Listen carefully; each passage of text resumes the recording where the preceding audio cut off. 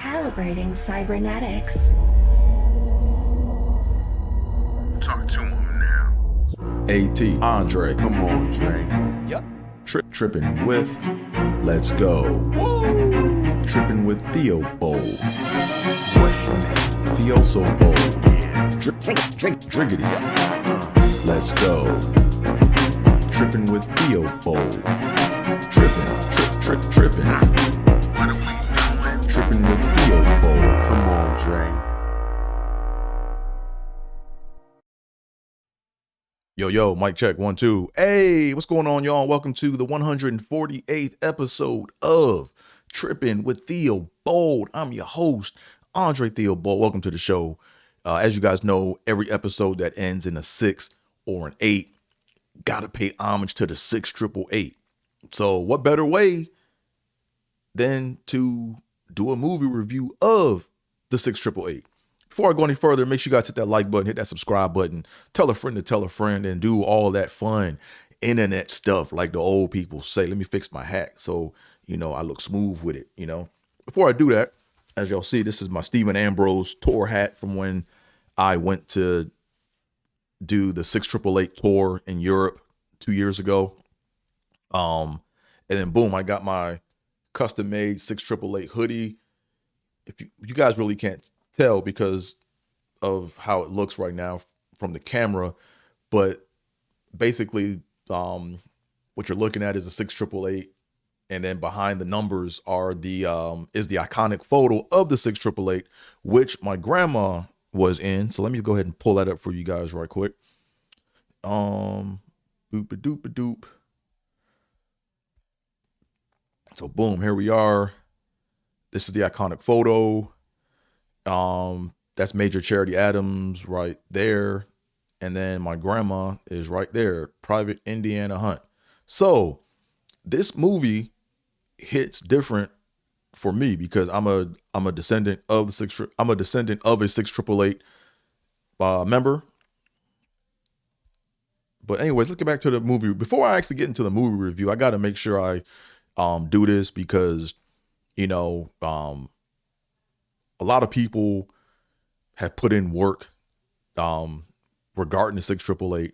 And without this woman right here, retired Colonel Edna Cummings, there'd be no 6888 movie. I'm making sure that she gets her flowers, right? Because she was banging the drum for 6888 or for the 6888 for years, for years, and without her, I honestly believe there would be no 6888 movie, because she used her resources and to make sure that people knew and learned about the 6888. So shout out to retired Colonel Edna Cummings for the work that she put forth to allow or to carve out a path for there to be a movie to be made. I had to make sure I put that out there because in case this video goes viral or people see it, I want to make sure they know a lot of the people behind the scenes that even made this possible. So that being said, I'm going to go ahead and jump into the review of the movie. FYI, I will be talking about the movie. So if you haven't seen it yet, I suggest that you watch the movie first. I saw it a few days ago in the theaters, but now it's on Netflix. So if you haven't watched it yet, watch it and then come back and watch this review, or you can watch the review to go and do what you want to do, right? You guys know how we do over here in Trippin with Theobold Studios. You can do what you want. All right. So I'm just making sure that people know that, hey, look, I'm not going to not talk about the movie. Okay. So, putting my emotions aside,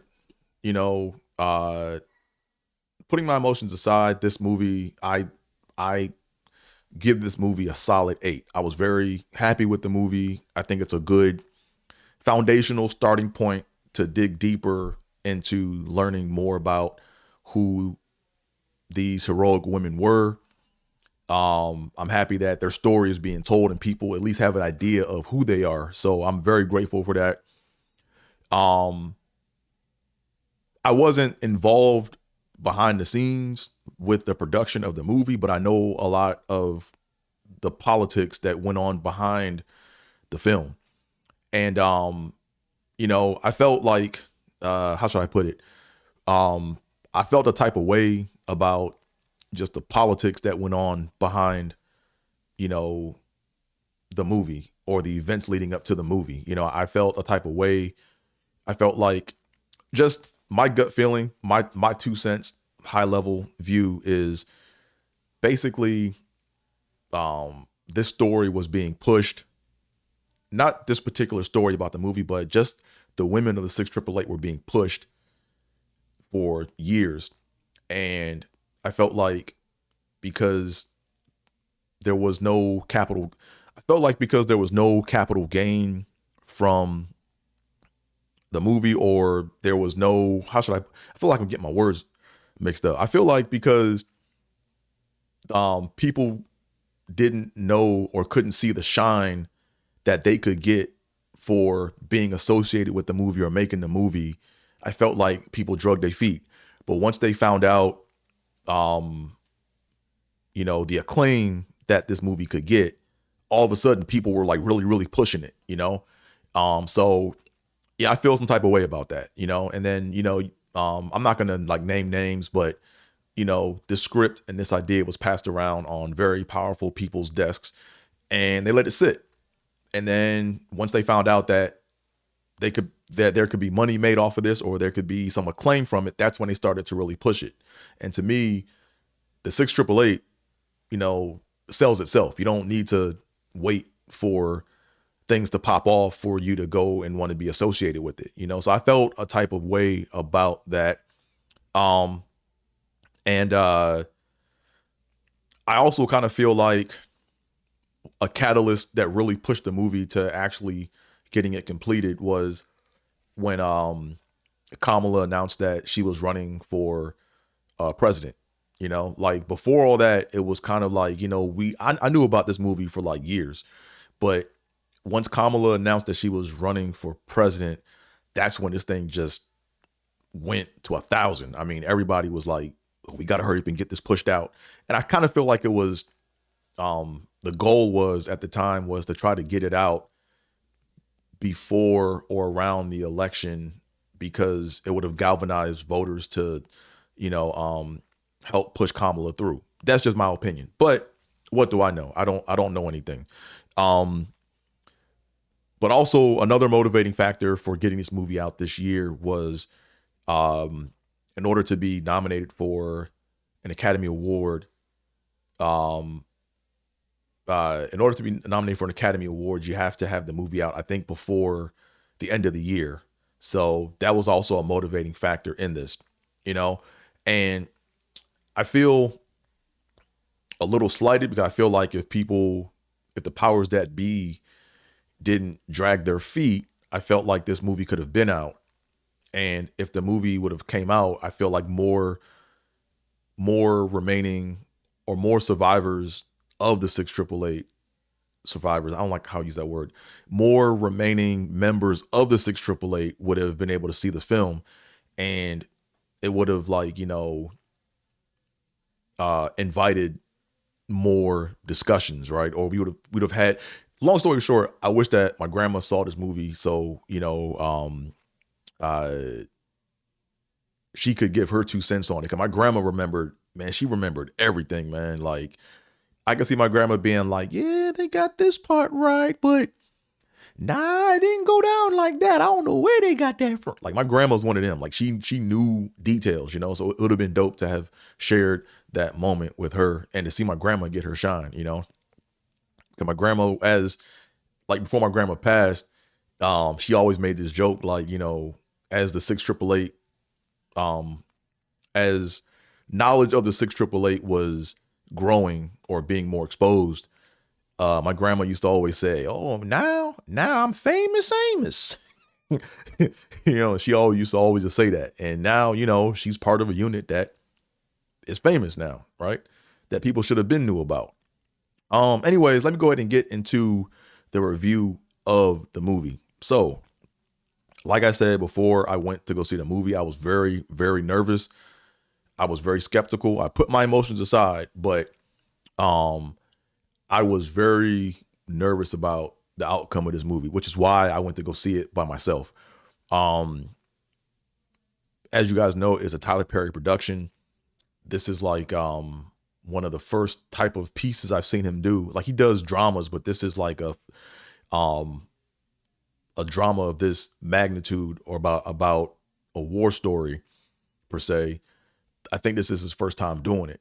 And I was nervous because, I was worried about them wigs being crooked and them lace fronts not being, I was worried. Here's the thing, right? The wig part, I'm not worried about the wig part. That's just me being silly. But if Madea popped up in this movie, man, I was going to get up and walk out, yo. Like, that's what I was worried about. I thought Madea was going to try to make a cameo appearance. And no shade to, Madea, it's not my particular cup of tea, but there's a time and place for Madea, and this is not it. And I'm glad that Tyler Perry I don't want to say got the message, but I'm glad Tyler Perry didn't do that. So shout out to Tyler Perry for that aspect of it. So for all of you looking for Madea to make a cameo appearance in this movie, Madea is not in the 6888. So that was that. So as you guys know, how when I review movies, I start with the criticisms, and then I give the praise, and then I give my final score. Right. So I like to start off with what could have been better, and then I like to end on a positive note. Right. So here we go. So to me, in my opinion, let me get a sip of my water. So in my opinion, this movie should not have been called The 6888. And here's why. The movie is about, really it's a love story between Lena, who served in the 6888, and Abram, who went off to serve in World War II. They were in high school. Abram was a white male. I think he was Jewish. And he loved Lena, had feelings for Lena during a time where, it was frowned upon to do that. As you guys know how, Jim Crow was and all that back in the day. They had like a secret. He wasn't like shying away from it. Like, he basically was like, nah, I have feelings for this woman. And basically, long story short, I'm just going to sum up the movie. He sticks with her through thick and thin during racism, or during racist moments in high school. He wants to go serve. He goes to serve. And then before he goes, he promises her that when he comes back, he's going to move forward with, his feelings for her, and then he goes off to war. She writes him every day, and then she doesn't hear back from him. Then she gets a letter that says that he was killed in service. She's devastated. And then she makes up her mind to go serve in the army. And then that's where, she gets assigned to, or becomes part of the 6888. So to me, the movie should not have been called the 6888, because it wasn't really about the 6888. It was about Lena's commitment to, really it's about the love story between Lena and Abram, right? That's really what the story's about. So to help prove my point even further, or to prove my point further, take a look at the movie Saving Private Ryan, right? Saving Private Ryan was about a group of men that were on one mission, but then their mission changed up because they had to go find this third brother, to return the third brother home, because his other brothers were killed in service. So to prove my point, what unit was Saving Private Ryan about? Most of y'all don't know, because it wasn't called that, right? Saving Private Ryan, the unit that he was in, or the unit that those group of men were in, was the 2nd Ranger Battalion, right? So the movie isn't about the 2nd Ranger Battalion. It's about these men finding Private Ryan to send him home, right? So to me, a more fitting title for the movie would have been something along the lines of Lena's Letters, or A Letter to Lena. And then in the subcaptions, they could have said, hey, this is a tribute or in part of the 688. Or they didn't even have to even do that, right? Like, they would have known who the 688 was, throughout the movie. But really, it should have been called A Letter to Lena. But then what else? That's my first criticism, is the movie title. It shouldn't have been called the 688. It should have been called something else. Second criticism is the character arc of Lena, right? I feel like they did a good job with showing how she was in the beginning. She was dainty.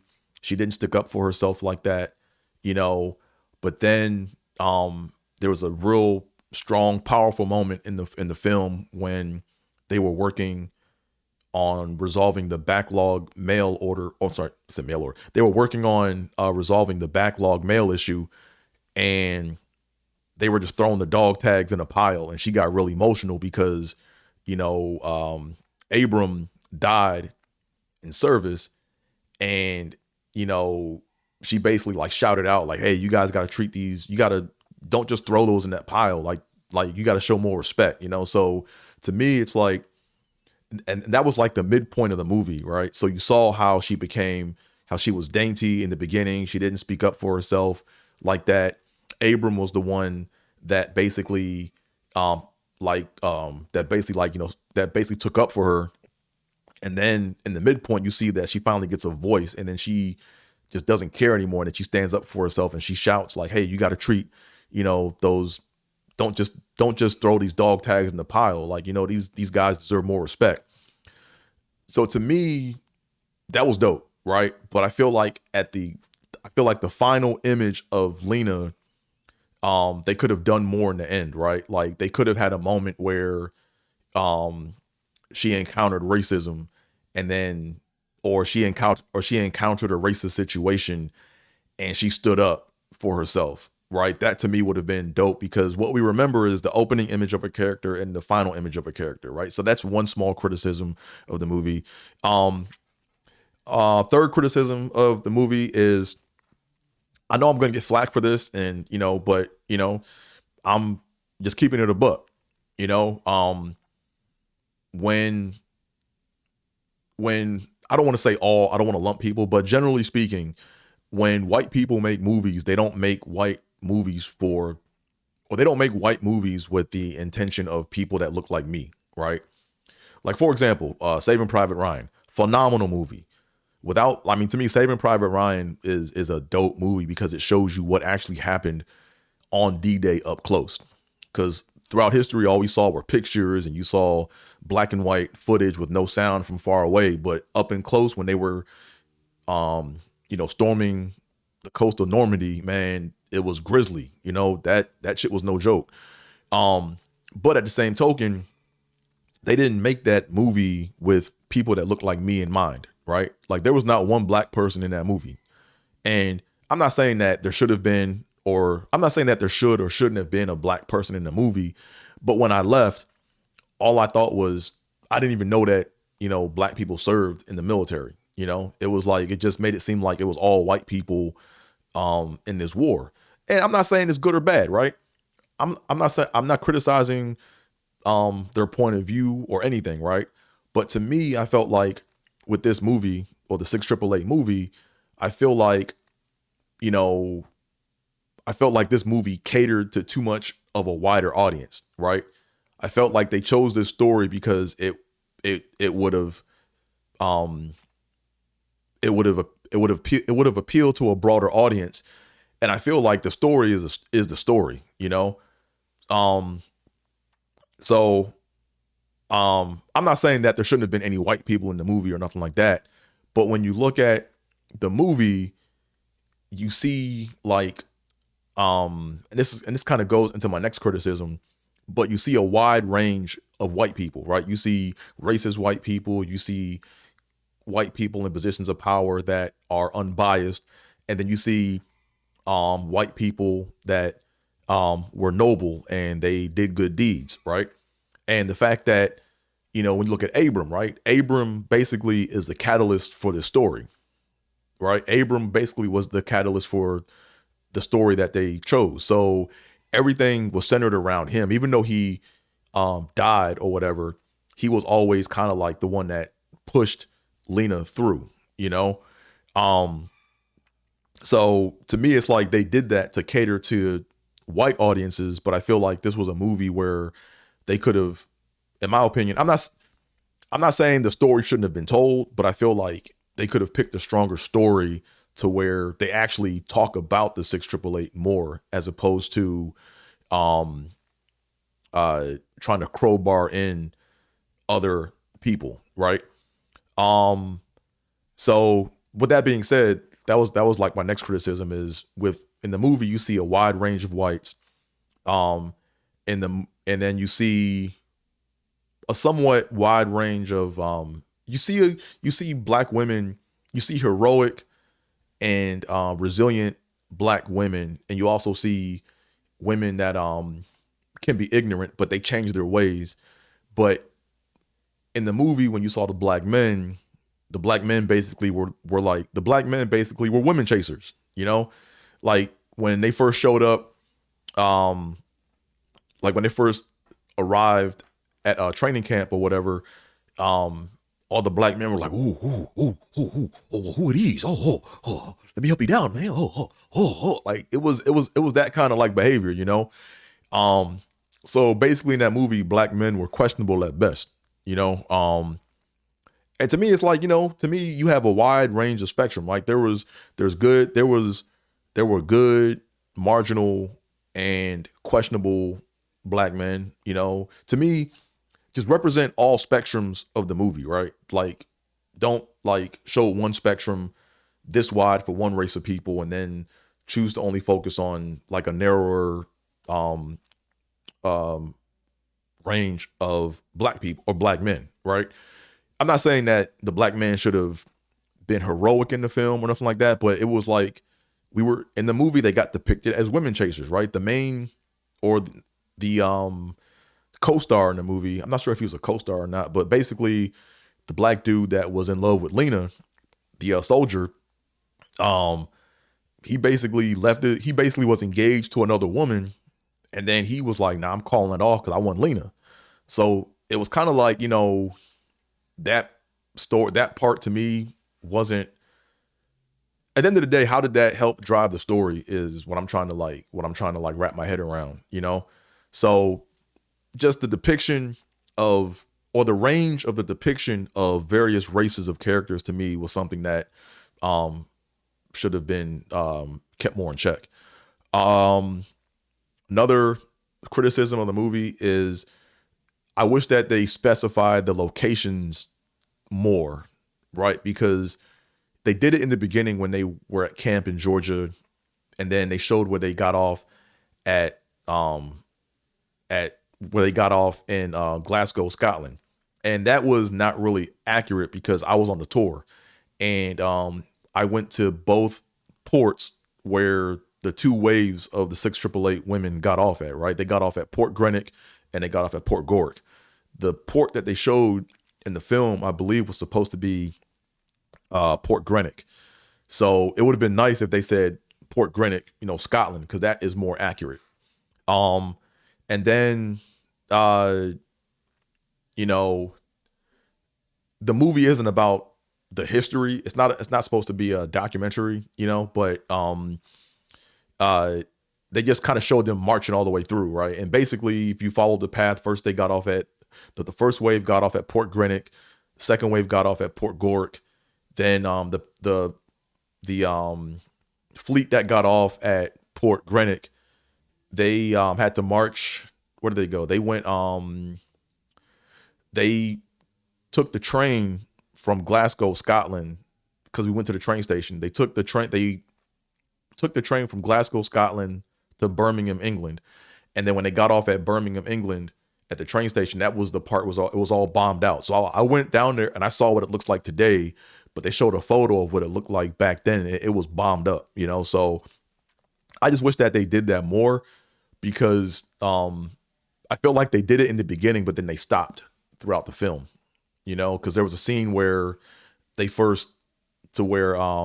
Major Adams first saw the mail and all those hangars, and I believe that was supposed to be at Edinburgh, right? That was supposed to be at Edinburgh, Scotland, because the ships would bring the mail and drop the mail off at Edinburgh, and then they would transport the mail from there to King Edward School, which is where they were at. So anyways, I wish they were more consistent with the locations in the actual film, like where they were at, you know. But minor thing, that's like, you know, tomato, right? Because me, it's like I was there and I'm like, oh, I want to know what are they trying to like depict here. Also,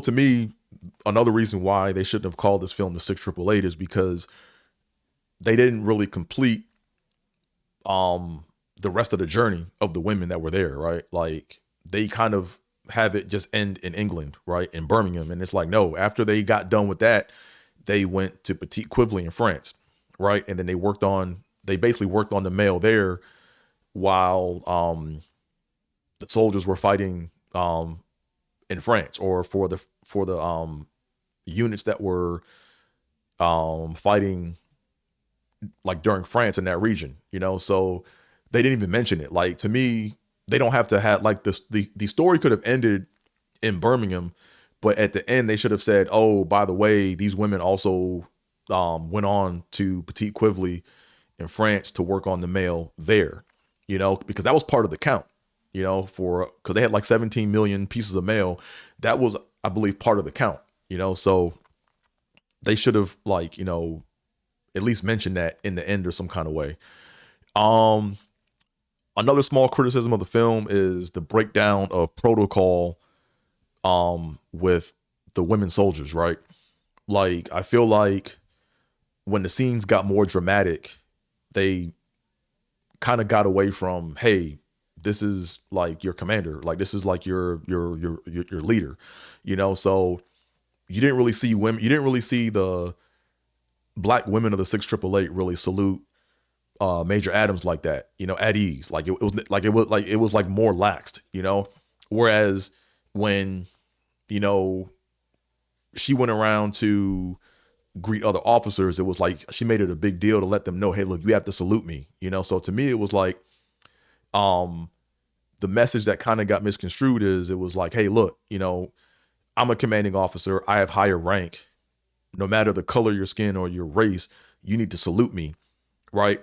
And then it was, you know, because the racist white dudes didn't salute her, like that really happened. That's true. You know what I'm saying? That's believable. But then it's like, why wouldn't you want everybody to salute? Like, I feel like they made it more about race when it was about protocol with her. She just wanted respect, like across the whole board. So to have that and to command that type of respect from like white officers, and then to not see the black women that served under her give her that kind of respect, or just to do it, it kind of makes it look kind of biased in my opinion. But it's a small, like I said, tomato, right? Then another thing to me, and I'm still doing my research, like I said, I'm reading One Woman's Army, which is the basically it's the recount of the experience of Major Charity Adams and her service with the 6888. I feel like the way they depicted it, I have to, like I said, I'm still doing my research. I could be wrong. I don't know everything, you know, but what to me kind of struck me was basically they led you to believe that the women in the 6888 didn't have, it led you to believe that the women that served in the 6888, it led you to believe that no one knew about their specific skill sets, right? Like it ended up being, hey, we got to work on this mail, and we're trying to figure out who this belongs to, and we have to figure. And all of a sudden, it was like, oh well, yeah. I used to work in fashion, so I know different fabrics, and I can tell this comes from this. And someone was like, oh well, I used to work in a beautician shop, so I can tell the scents that they left behind. I know that this came from this. So to me, I don't think it went down like that based on my research, right? Based upon what I've been told and what I've read.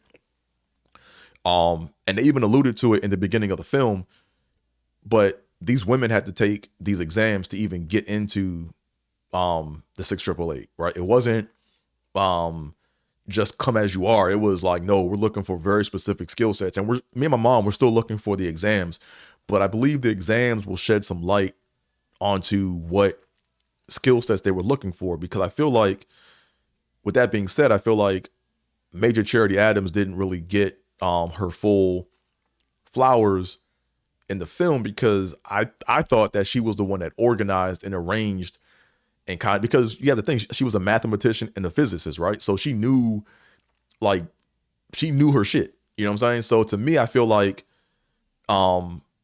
she was responsible for designing those tests, for finding out the skill sets of the various women. And I feel like the film made it look like she didn't know the skill sets of her own soldiers, or the specialized skill sets of her own soldiers, you know? So I feel like that was something that I felt like the film didn't really depict. Cause I felt like she was the one that like arranged all that and was like, nah, I feel like I'm kind of going off on a tangent, or I'm just going in circles, but I feel like the film didn't give her credit for knowing more about her soldiers and their specialized skill sets, you know? So I'll leave it at that. Last criticism, and it's I see why they did it. But there was another way to do it. So in the film, there are two women that are driving a truck, and they're basically the ones that have to go pick up the mail from the hangars in this truck, and then they have to drive it through the city, and then they have to get to Birmingham to go drop off the mail so the women can actually work on the mail, right? When they got there, there was a bomb that didn't go off, or a missile that didn't go off, and they were on top of it. And there were some men in the back that were helping out with, collecting the mail. They told them to get out, and then when they tried to jump out, the truck exploded, and then those two women died. Right? That didn't happen. That's Hollywood, right? That was what that was there were three women that served in the 688 that died, but that's not how they died, right? So first they played with the number. It wasn't two, it was three women. And the reason I know is because I had to rub sand on one of their graves when I was at Normandy in the graveyard. So that didn't happen, right? So basically what happened is, we don't know to this day, but there were three women and another male officer. They were not on an actual assignment from Charity Adams, right? It was off duty. And then there was one woman in the trunk, and basically they got into a car accident, and I think the one lady in the trunk, I forgot the details of it, but one of the women died in the hospital. But to this day, nobody knows where they were going or what they were doing, right? So, excuse me, it could have been anything, right? They could have been sneaking off to a party, right? It could have been a freak off, right? We don't know. Or it could have been a specialized secret mission that was above the pay grade or above the level of expertise of Major Charity Adams. Like it could have been a special secret mission. But end of the day, they basically wanted to acknowledge that, hey, there were women in the 688 that died. They made you think that it had to do with the mail, but it had nothing to do with that.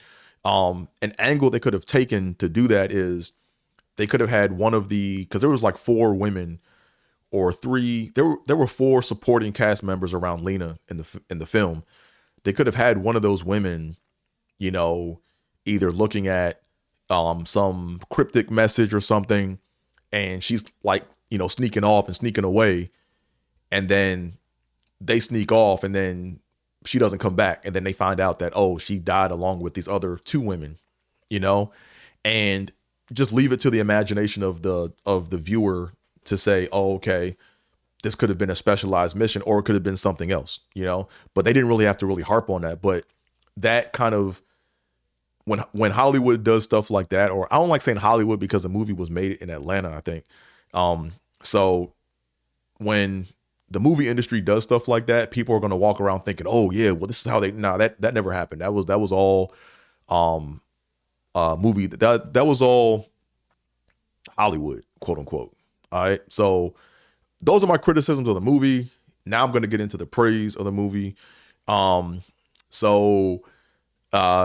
The cinematography of the movie was dope, man. Like, they really did a good job of recreating the images of what things could have looked like back then. The scene where you see the ships first pull up, or that ship first pull up to Port Greenwich. Yeah, got emotional during that scene, man, because I stood on that port. You know what I'm saying? Even though the film wasn't shot there, I saw what they were trying to represent, and they did a real good job of representing that, you know, because me and my mom stood on that port, and we were like, yo, like this time, maybe back in the 40s, or not maybe, this time, X number of years ago, my grandma got off here. You know what I'm saying? So that was dope. Another praise, or something that I think the film should be commended for, is they did a good job of getting the message out there that these women just didn't sort mail, right? Now, the way they went about it, to me, might not have been factual, but the fact that they drove the message home that it wasn't just about, they didn't just sort mail, and the importance of the mail, right? Those to me were like the two things I really feel like the film really hit hard on. And when I say not just sorting, basically, so what I don't know, which I'm still reading up on, is when Major Charity Adams got her assignment, from the book I'm reading, she wasn't just someone that would whimsically just get an assignment and go walk into there. She would cross her T's and dot her I's. So in the film, they made it look like she was like, oh, we going over here to go sort some damn mail? What the fuck? Are we going to go sort mail? We going over here to just sort mail? And then they get there, and then it's like, oh, whoa, we got to do all this. To me, I don't think it was like that. I think she knew the gravity of the situation before she even got there. But with that being said, I'm not trying to, like, you know, that's, to me, is not the important part. The important part is they drove home that, look, these women just didn't sort mail. Like, they had to, reassemble packages. You know, rats were eating through the mail because of the backlog, because it was so backed up. People were sending like girlfriends and wives were sending cakes and all types of food to the soldiers, and because it was like stockpiled, or because it was backlogged, rats were eating through the shit. You know what I'm saying? So they had to reassemble packages. And they did a good job of like hitting the bullet points of the issues with the mail, right? Like, for example, you had a lot of people with the same first and last name. How do you know which one of you talk? How do you know which soldier this even goes to? You know, soldiers would use their, I think their dog tag ID on the envelope. Rats would eat through that. They had to find a way to figure out where all this stuff came from, you know? So it wasn't just, oh, go sort through it and go hand it out. It was like they had to reassemble packages and come up with a system for making sure that the soldiers got their mail. And then the other part that was dope was they did a good job of showing the importance of the mail, right? Because without mail, you know, there's low morale, you know? There's probably lots of stories of soldiers that went off and didn't hear from their girlfriend or their fiance or their wife, and their wife or fiance thought they were dead, and then they had to move on with the milkman. when the milkman came through, he was like, yo, is so and so came back yet? I think he did. Okay, well, hey, the milkman, and then there's lots of stories like that, So, and you gotta think about that. When you have soldiers that are over there fighting and they fighting to come back to their families, and they think they're dead and their loved ones have moved on and started a whole nother life. When you're over there fighting, you like, man, why am I over here fighting? You know what I'm saying? So, the male is important, I remember when I was at camp, I'm gonna take a real quick dove. I'm gonna come back to the positives of the film. But when I was at Camp Blue Ridge, I used to go to summer camp for like a month or whatever, and there were times I got homesick, and every day they had mail call, and you're waiting, man, do I have a package? Do I have a package? And when you don't have mail, it's like, damn, I'm here for another 3 weeks and shit. Like no one wrote me, like no one like sent me anything or nothing. Like, you know what I'm saying? But then the moment you get a package or a care package at camp, yo, your whole day lights up, man. It's like, yo, like my day is like, it makes a world of a difference, man. So I feel like they did a real good job of stressing the importance of the mail. I feel like the range, I'm not talking about the casting or the skill set of the actresses, but I feel like the range of the type of characters they portrayed amongst the young women was good. I thought that was dope, right? Like you had a country bumpkin, you had a dainty female in the like who they focused on. Then you had a boule female in there that was like real uppity, So to me, it was like the fact that you saw like a wide range of various characters, I thought that was good because it showed that all these women weren't the same. They all had past stories, past histories or whatever. And I felt like they did a good job with that. Kerry Washington to me was dope in the film. At first I didn't really care for her voice. Not her voice, but the voice that she portrayed as Charity Adams, right? Like I feel like for her role it was dope because you see the range and she's a dope actress, But I feel like the actual voice itself was a little over the top. A little over the top. I feel like it was kind of like cartoony, but I get it. Like it wasn't to the point to where it took away from the film. I felt like as an artist, she told a story that needed to be told. I think she did a damn good job of that. So shout out to Kerry Washington for that. The strong moments that she had to overcome, in adversity. I think that they really, I feel like the story that was told was dope, but some of the tools that they use, I didn't agree with, but that's not really like, the main thing. The main thing is what story were they trying to tell? And I think that came across very, very, it was very compelling. I like that they showed where they worked on the mail at because we actually on the tour, we actually went into King Edward School. Like I was there. All those buildings like looked, I'm like, oh wow, I remember this. I'm not sure I'm pretty sure they recreated the scene, but it looked like where I was. I was like, what? This looks just like where I was over there in King Edward School, So they showed like the whole process and they showed how they worked in shifts and how they worked on the mail at Birmingham or worked on the mail at King Edward School. Another thing too that was crazy, man, that kind of like really made the film hit home a little bit more was there was a patch or the patches that they wore, right? They did a good job with that, man. Let me see if I can find it right quick. Yeah, so not sure if you guys can see this or not, but my grandma, okay, the patch at the bottom right, like my grandma had this patch so my grandma keeps everything, man. She kept my grandma kept everything. And when she was doing interviews and stuff, people wanted to see all of her collections that she collected while she was over in Europe.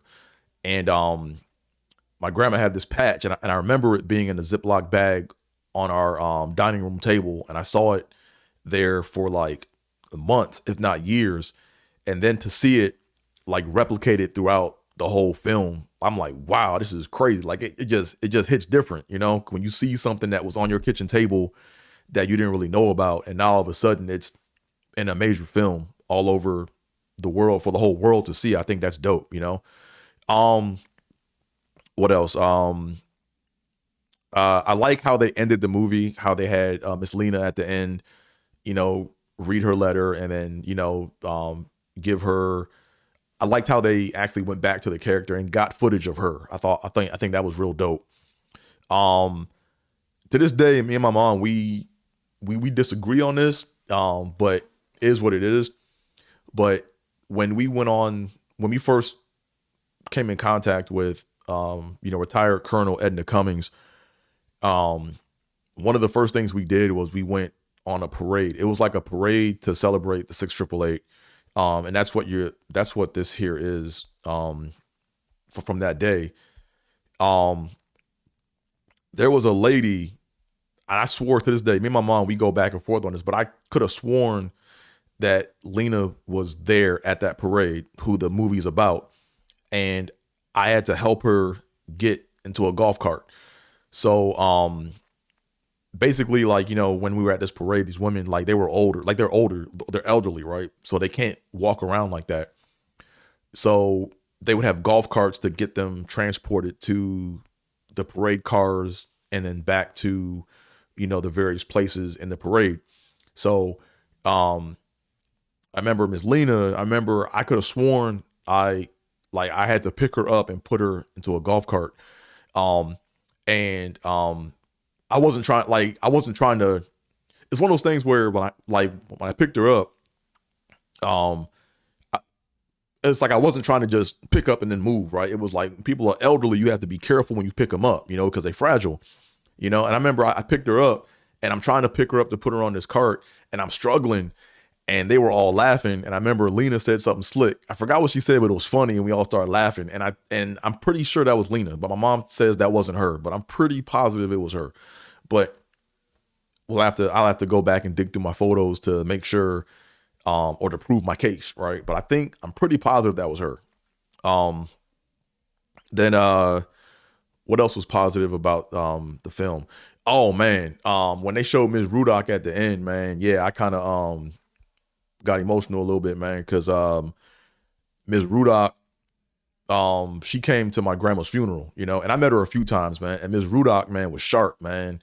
Like, she was like tough as nails, man. Like, she had a mouth on her. Like, when her and my grandma got together, man, they would chit chat, but there was a toughness to it to where, you know, you showed respect at all times. But now at the end, when they showed the picture of Ms. Rudock, I was like, oh man, that's dope. You know, that I actually met her, and I'm glad that I had the opportunity to meet her before, you know, she passed, you know. And I was like, yo, if they show my grandma's picture in this joint, man, I was going to lose it, man. I thought they were going to sneak in some photos of, because my grandma was part of that clique that would go around on tours and stuff, you know? So if they showed my grandma in that joint, man, I was going to ball out. But anyways, I like how they did that. You know, I like how they paid homage to those women. And then at the end, they had the list of the 855 women that served in the 688. And I saw my grandma's, like, I'm looking through well, I saw my grandma's name in there. So that was dope to see my grandma's name on that screen, man. So, yeah, so shout out to Tyler Perry, man. Dope film overall. I highly recommend that you guys watch it. There are, I think this is a great starting point for other pieces and other works to come about. But I feel like Tyler Perry understood the assignment. I feel like he did a phenomenal job with it. And I hope that he does, you know, more pieces like this, you know, in the future, you know. So yeah, so with all that being said, you know, AT is where it's at on most forms of social media, as you guys can see right there. Boom. I got to learn how to point. See, this is why I couldn't be a weatherman. If I'm trying to do the weather, I'm pointing to California over here, and really I'm pointing.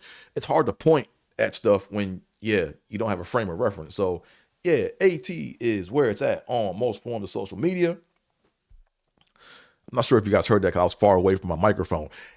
AT is where it's at on most forms of social media. Make sure you guys like, comment, subscribe, do all that fun internet stuff like the old people say. And with all that being said, I'm out of here, folks. Peace.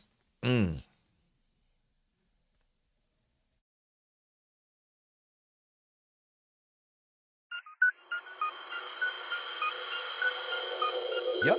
Trippin' with Theobold. Let's go.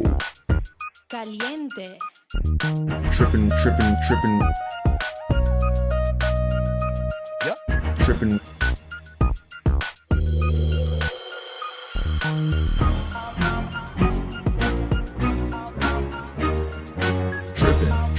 Trippin'. Trippin' with Theobold.